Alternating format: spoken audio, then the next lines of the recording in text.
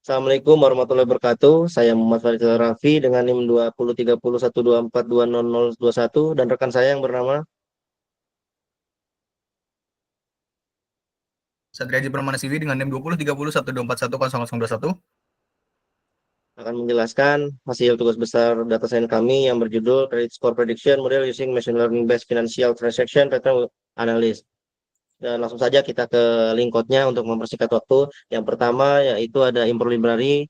Di sini kami menggunakan library umum yang digunakan seperti Pandas, NumPy, kemudian juga ada library umum pada tahap regresi dan juga ada library umum untuk tahap klasifikasi. Kemudian dataset di sini kami ada menggunakan dua yaitu cars data dan juga user data. Cars yang terdiri dari 6.146 baris dan 13 kolom dan juga user yang terdiri dari 2.000 baris dan juga 14 kolom. Kemudian pada tahap processing data yang pertama yaitu kita menggabungkan dua data tersebut menjadi satu kesatuan, di mana dapat dilihat di sini, mulai dari ID card hingga 6 credit card. Langkah selanjutnya yaitu kita mengubah angka dari string simbol dolar ke angka. Kemudian kita mengkonversi income dan credit limit kolom ke numerik. Kemudian juga kita menghapus duplikat jika ada di dalam data tersebut. Kemudian kita menghandle missing values jika ada dalam data tersebut. Selanjutnya yaitu menstandarisasi nama kolom. Kita masuk ke tahap fitur engineering, di mana di sini jika total debt itu rasio jika kredit skornya di atas di angka 750 atau di atas atau sama dengan 750 yaitu diklasifikasikan sebagai excellent. Kemudian jika di atas atau sama dengan 700 itu diklasifikasikan sebagai good. Kemudian jika di atas atau sama dengan 650 itu diklasifikasikan sebagai fair dan di bawahnya yaitu poor. Dapat lihat di sini ada di bagian kanan yaitu tertambah kolom baru credit score kategori dimulai dari excellent hingga di bawahnya ada fair. Kemudian di sini kita menyorting combat data tersebut berdasarkan ID card. Selanjutnya kita melakukan pengecekan missing value. Setelah itu kita melakukan pengecekan duplikat karena di sini juga kita lihat tidak ada sama sekali duplikat row. Selanjutnya kita preview lagi combat data yang telah kita pre-processing mulai dari ID card hingga ke credit score kategori. Untuk selanjutnya bisa dilanjutkan oleh Mas Aji, silahkan. Baik, terima kasih. Pada selanjutnya kita akan melakukan exploratory data analysis, yaitu dilihat lagi tipe datanya setelah di processing. Dilihat di sini tipe datanya tetap sama dengan sebelum berprocessing. Lalu di sini terdapat statistika deskriptif, yaitu hasil dari penjumlahan nilai rata-rata, standard deviation, nilai minimum, nilai 25%, 50%, 75%, hingga maksimal nilai dari masing-masing kolom itu sendiri dapat dilihat pada layar. Untuk selanjutnya di sini kita melakukan analisis dataset yaitu distribusi terhadap credit score itu sendiri, di mana di sini kita menggunakan KDE True dan BINS 20 yang mana merupakan pendekatan standar untuk memahami karakteristik distribusi data finansial. Penggunaan parameter KDE True menambahkan curve estimasi densitas yang membantu mengidentifikasi pola distribusi yang mungkin tidak terlihat jelas dari histogram bars itu saja. Teknik ini cukup efektif untuk mendeteksi skewness, modality, dan outliers dalam credit scoring ini sendiri. Lalu di sini selanjutnya ada relationship between total debt versus yearly income itu sendiri. Di mana di sini dengan label X adalah si yearly income dan Y adalah total debt. Pada implementasi boxplot ini digunakan formulasi EQR atau inter quartile range, yaitu di mana outlier didefinisikan sebagai nilai yang berada di luar Q1 dikurangi 1,5 kali EQR atau Q3 ditambah 1,5 dikali EQR. Teknik ini cukup powerful dalam konteks credit risk analysis karena outlier seringkali mengindikasikan kasus fraud atau kondisi finansial yang cukup ekstrim yang memerlukan perhatian khusus. Selanjutnya di sini terdapat jumlah dari masing-masing kartu. Di sini dari dataset ini terbagi menjadi 3, yaitu kartu kredit, kartu debit, dan debit prepaid, di mana di sini dipegang tertinggi oleh pemegang kartu debit. Dapat dilihat bahwa banyaknya orang yang cukup banyak orang yang menggunakan kartu debit di negara USA sebagai studi case pada dataset ini. Selanjutnya di sini kita dapat menghitung jumlah pengguna untuk setiap kartu yang diterbitkan, yaitu menggunakan visualisasi pie chart, di mana Rata-rata orang hanya memiliki satu kartu sebesar 50,7% pada dataset ini, dilanjutkan dengan memiliki dua kartu sebesar 48,4%, dan yang terakhir tiga kartu atau selebihnya itu sebesar hanya 1% saja. Lalu di sini juga ada top 10 users dengan total debit tertinggi, yaitu ada ID card 1435 hingga ID card 384 dengan kredit skornya beragam dari 745, 621 hingga 717. Dan yearly income-nya juga cukup beragam dari 307018 hingga ke 189490. Lalu di sini juga ada average limit credit score, di mana di sini hasil yang ditunjukkan memiliki batas rata-rata kredit tertinggi yaitu dipegang oleh skor good yaitu sekitar 15,306, diikuti oleh excellent sebesar 14,455, lalu diikuti oleh fair yang berada di tengah sebesar 13,760, dan yang terakhir poor memiliki rata-rata batas kredit yang terendah yaitu sebesar 12,490. Lalu selanjutnya di sini ada debt to income ratio, di mana di sini kita menggunakan debt to income ratio di atas 0,5, artinya adalah utang mereka tidak lebih dari 50% dari pendapatan tahunan mereka, yang menandakan potensi risiko keuangan yang cukup tinggi. Dari hasil tersebut dapat disimpulkan bahwa ada 4.508 pengguna yang memiliki skor DTI di atas 0,5. Untuk setiap pengguna yang ditampilkan adalah client ID, total debt, yearly income, debt to income ratio itu sendiri, dan yang terakhir adalah credit score kategori. Sebagai contoh di sini client ID 20374 memiliki debt to income ratio-nya sebesar 0,61, tergolong cukup tinggi dengan kategori skor kredit yang masih good. Beberapa jumlah lainnya memiliki skor yang tinggi melebihi 1,5, artinya utangnya jauh lebih besar daripada pendapatannya per tahun. Lalu di sini ada box plot tentang dark web versus resiko finansial, di mana di sini pada sebelah kiri adalah skor kredit berkisar sekitar 480 hingga 580 dengan median di atas 700, menunjukkan rata-rata pengguna memiliki skor kredit yang cukup baik. Lalu pada sebelah kanan adalah box plot untuk total utang versus kartu di dark web, yang mana di sini memiliki cukup banyak outlier. Beberapa pengguna memiliki utang yang sangat tinggi, bahkan lebih dari 500.000 US dollar. Lalu juga di sini dilanjutkan dengan deteksi anomali, di mana satu ini dikategorikan sebagai data normal dan minus satu adalah data yang anomali atau data yang cukup ganjal gitu ya. Jadi di sini kita melakukan algoritma isolation forest, di mana untuk mendeteksi anomali atau data yang mencurigakan dalam dataset. Di sini kita menggunakan fitur numerik dalam dataset menggunakan contamination 0,02 di sini, yang artinya diasumsikan sekitar 2% dari data merupakan anomali. Lalu di sini juga ada hasil visualisasinya seperti ID card 12 dengan ini 14 client ID 1440 dan seterusnya. Lalu di sini kita masuk kepada pemodelannya itu sendiri. Di sini kita menggunakan dua pemodelan yaitu regresi dan klasifikasi, di mana keduanya menggunakan metode XGBoost untuk regresi dan random forest regression. Lalu juga di bagian klasifikasi nanti ada juga untuk XGBoost classification atau classifier, dan yang kedua adalah random forest classifier. Sini kita akan bahas terlebih dahulu untuk XGBoost regresi, di mana di sini kita melakukan splitting data X dan Y, yang mana kita menggunakan train test sebesar 80% dan test case itu sebesar 20% untuk melatih dan mengevaluasi model secara terpisah.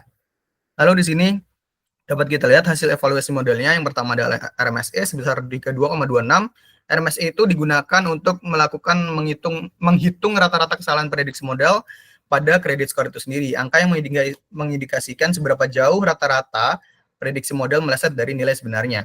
MAE atau mean absolute error sebesar 20,05, MAPE 2,89%, dan R2 score 0,753. Dari hasil ini, regresor XGBoost regressor menunjukkan hasil kinerja yang sangat baik dalam memprediksi kredit score, yang terbukti akurat dan mampu menjelaskan sebagian besar variasi dalam skor kredit. Lalu di sini juga ada scatter plot, yang mana maksudnya adalah kredit skor aktual yang sebenarnya dengan nilai kredit skor prediksi dari model. Mana hasil di sini dapat kita lihat sebagian besar titik biru berada cukup dekat pada garis merah, terutama rentang skor menengah 650 hingga 800. Hal ini menunjukkan bahwa model umumnya mampu memprediksi skor kredit yang cukup baik, dan titik-titik tersebar jauh dari garis merah menunjukkan kasus di mana model membuat kesalahan prediksi yang lebih besar. Lalu di sini terdapat residual plot, di mana hasil titik-titik tersebar secara acak di sekitar garis 0 tanpa pola yang jelas, misalnya bentuk kerucut atau kurva, Ini adalah indikasi yang cukup baik, mengindikasikan bahwa model tidak memiliki bias sistematis dalam prediksinya. Lalu terakhir ada histogram error. Di sini maksudnya adalah distribusi kesalahan prediksi terkonsentrasi di sekitar 0 dan menyerupai bentuk lonceng. Hal ini menunjukkan bahwa sebagian besar kesalahan terprediksi model kecil dan mendekati 0, yang merupakan tanda kinerja model yang cukup baik. Selanjutnya di sini ada untuk random forest regresi menghasilkan nilai RMSE 33,63, MAE sebesar 19,66, MAPE sebesar 2,87%, dan yang terakhir R2 score sebesar 0,7318. Dari hasil random forest regressor ini sendiri menghasilkan kinerja yang cukup baik juga dengan MAPE yang lebih rendah sekitar 2,87. Lalu juga saat membandingkan dengan hasil XGBoost sebelumnya, kedua model menunjukkan kinerja yang cukup kompetitif dan sangat baik untuk memprediksi skor kredit ini sendiri. Random Forest menunjukkan keunggulannya dalam MAE dan MAPE meskipun XGBoost memiliki R2 skor dan RMSE yang jauh lebih baik. Hal ini menunjukkan kedua algoritma cukup baik digunakan untuk kredit scoring pada tugas kali ini. Selanjutnya di sini ada visualisasinya kurang lebih sama dengan XGBoost. Residual plotnya juga sama seperti itu. Lalu di sini kita lanjut kepada visualisasi perbandingan antara regresi dan XGBoost itu sendiri. Pada hasil ini bisa dilihat bahwa kedua model sangat baik, baik Random Forest maupun XGBoost itu sendiri menunjukkan kinerja yang sangat baik dan berkompetitif untuk memprediksi credit scoring. Namun XGBoost sedikit unggul dalam RMSE dan R2 score, dan Random Forest sedikit lebih unggul dalam evaluasi metrik MAE dan MAPE. Untuk selanjutnya boleh dijelaskan oleh rekan saya, Mas Faris.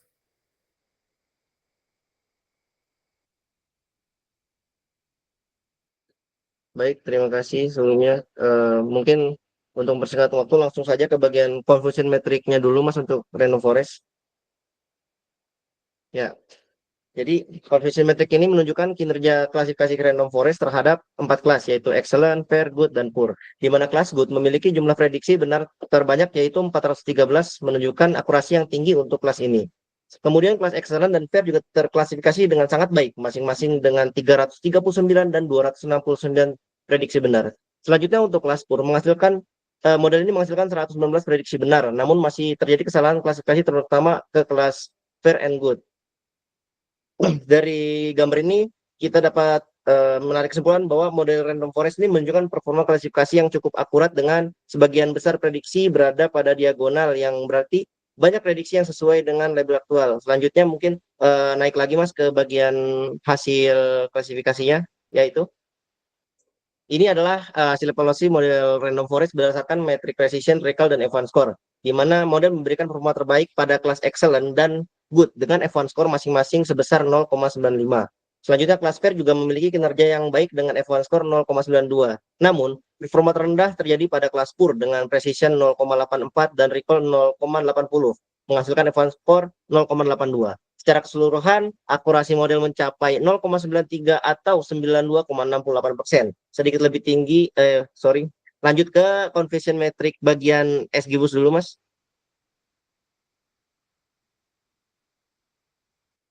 Ke confusion metricnya dulu aja, bagian XGBoost. Oke. Nah, selanjutnya yaitu ini adalah confusion metric yang menunjukkan kinerja klasifikasi XGBoost terhadap 4 kelas, yaitu excellent, fair, good, dan poor.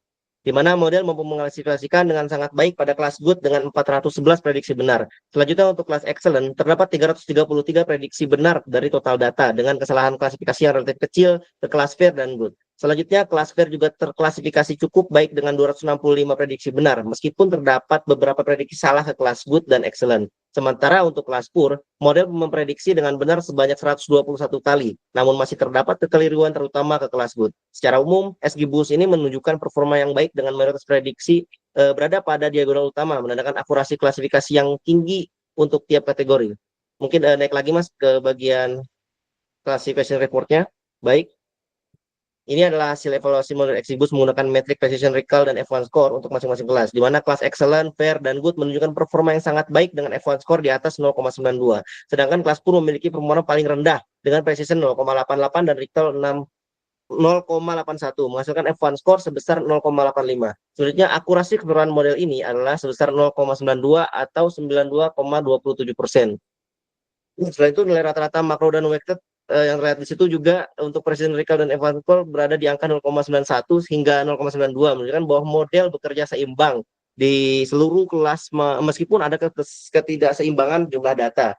Hasil ini memperkuat bahwa model SGBoost efektif dan konsisten dalam melakukan klasifikasi terhadap data multi kelas.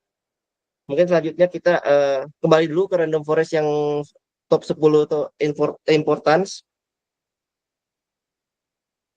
Baik, jadi sini adalah 10 fitur terpenting berdasarkan model random forest. Fitur dengan pengaruh tertinggi adalah client ID, longitude, dan latitude, yang berarti lokasi dan identitas pengguna memberikan kontribusi besar terhadap prediksi model.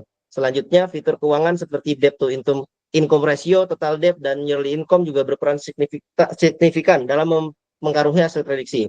Fitur usia dan demografi seperti retirement age, current age, dan birth year menempati posisi akhir dari 10 besar, namun tetap memiliki nilai penting dalam proses klasifikasi. Dari hasil ini kita bisa fokus pada fitur-fitur untuk meningkatkan akurasi dan efisiensi model.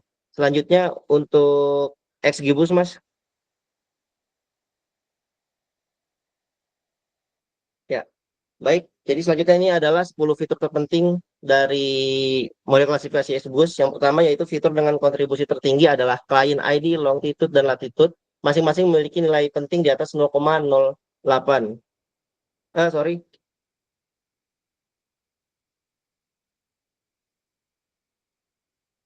Nah, fitur paling berpengaruh dalam XGBoost ini yaitu retirement age, non-credit card, dan birth year yang menunjukkan bahwa faktor usia pensiun, jumlah kartu kredit, dan tahun kelahiran memiliki kontribusi besar dalam prediksi model. Selanjutnya, fitur-fitur finansial seperti debt to income ratio, total debt, dan yearly income juga masuk dalam daftar penting, mendukung bahwa kondisi ekonomi pengguna mengaruhi hasil prediksi. Fitur lainnya seperti birth mode, latitude, longitude, dan current age memiliki pengaruh yang sedikit lebih rendah, namun tetap signifikan terhadap performa model. Lanjut ke bagian perbandingan evaluasi, Mas. Ya. Gambar ini memperlihatkan perbandingan performa antara random forest dan XGBoost berdasarkan 4 metrik evaluasi utama. Yang pertama, akurasi, di mana random forest sedikit lebih unggul dengan skor 0,927 dibanding XGBoost dengan skor 0,923. Selanjutnya, untuk precision makro, XGBoost unggul tipis dengan nilai 0,918 dibandingkan random forest dengan skor 0,913. Selanjutnya, untuk recall sendiri, random forest memimpin dengan nilai 0,906, sedangkan XGBoost memperoleh skor dengan 0,904. Selanjutnya untuk F1 score, keduanya sangat seimbang dengan XGBoost di angka 0,910 dan random forest di angka 0,909. Secara keseluruhan, kedua model menunjukkan performa yang sangat kompetitif dengan perbedaan yang sangat tipis di setiap metrik. Jadi berdasarkan hasil evaluasi, berdasarkan hasil klasifikasi ini dapat disimpulkan bahwa baik random forest maupun XGBoost sama-sama menunjukkan performa klasifikasi yang sangat baik dan kompetitif. Random forest sedikit lebih unggul dalam hal akurasi dan recall yang menunjukkan kemampuannya dalam mengidentifikasi kelas secara keseluruhan, sementara itu XGBoost unggul tipis dalam precision dan F1 score yang mencerminkan kestabilan model dalam menangani ketidakseimbangan kelas. Perbedaan skor antara keduanya relatif kecil sehingga pilihan model dapat disesuaikan dengan kebutuhan spesifik sistem, apakah lebih mengutamakan deteksi benar secara keseluruhan atau keseimbangan antara precision dan recall. Secara keseluruhan, kedua algoritma ini layak dipertimbangkan untuk digunakan dalam sistem klasifikasi ini. Baik, mungkin itu saja yang dapat kami sampaikan. Mungkin ada tambahan dari Mas Haji. Kalau dari saya sudah cukup, Mas Faris, boleh langsung ditutup saja. Baik. Baik, terima kasih. Wassalamualaikum warahmatullahi wabarakatuh.